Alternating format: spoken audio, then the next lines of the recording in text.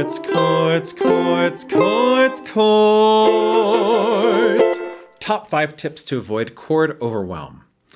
The wide world of musical chords can be an overwhelming place. The way people generally learn chords and how to use them is often haphazard because the subject is just so vast.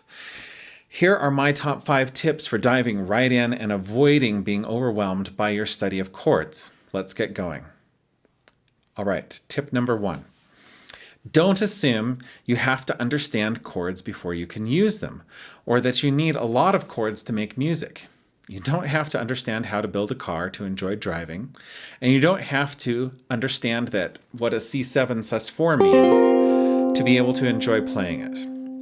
It's been famously said that all you need to make music is 3 chords and the truth. There are millions of songs that fit that description out there, and I've personally collected a large number of folk, camp, Christmas, and children's tunes for my students that can be played with just 2 chords each. All right, tip number 2. Just because a chord has a long, complicated-looking name does not mean it is hard to play. On the ukulele, the F add 9 chord only requires 1 finger to play, whereas the standard F chord requires 2. The C, C7, and C major 7 chords each require just 1 finger to fret. Another 1-finger chord with an intimidating name is G minor 7 flat 5, which I've often used to teach beginners to play Amazing Grace on their very first day. Don't let the taxonomic nomenclature of chords intimidate you. Dive in. Tip number 3, be reassured by your limits. You only have so many fingers. On fretted instruments, you're generally going to be just using 4 fingers to fret with, while your other hand's fingers are busy plucking or strumming the strings. While keyboard players can use all 10 fingers to play a chord, usually the right hand shoulders the bulk of the chord work, while the left hand plays supporting bass lines. Knowing your body and your instrument's limits can actually be reassuring. On an ukulele, mandolin, tenor guitar, etc., you're never going to be playing more than 4 notes at a time. And that number only goes up to 6 notes on a guitar. Tip number 4, focus on the songs you want to learn. Surely there are songs out there that you love and adore. Make a short list of some songs that you're really excited about.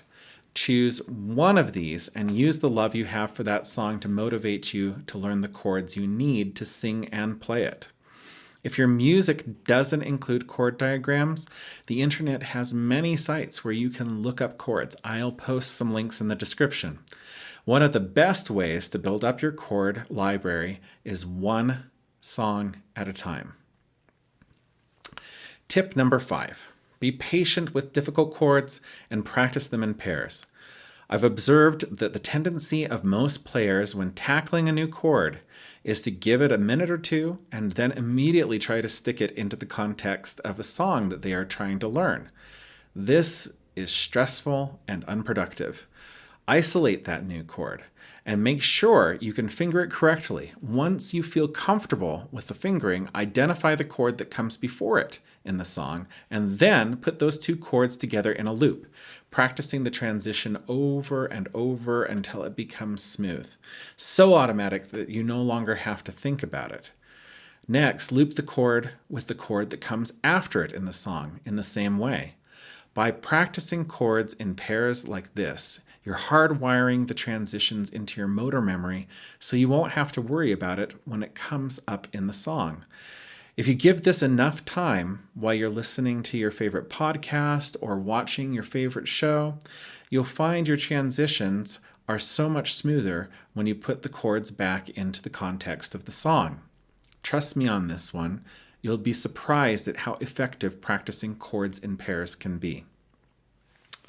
If you've enjoyed these tips and find them helpful, please remember to smash the thumbs up button, use the subscribe button and bell icons to get notifications when additional tips and tutorials are uploaded, including part 2 of this video series on chords.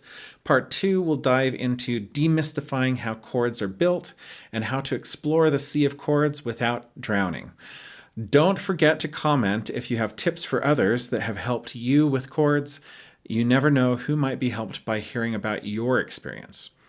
Lastly, please check out patreon.com/uke to support this and future videos, as well as get patron exclusives like free sheet music and ukulele tabs.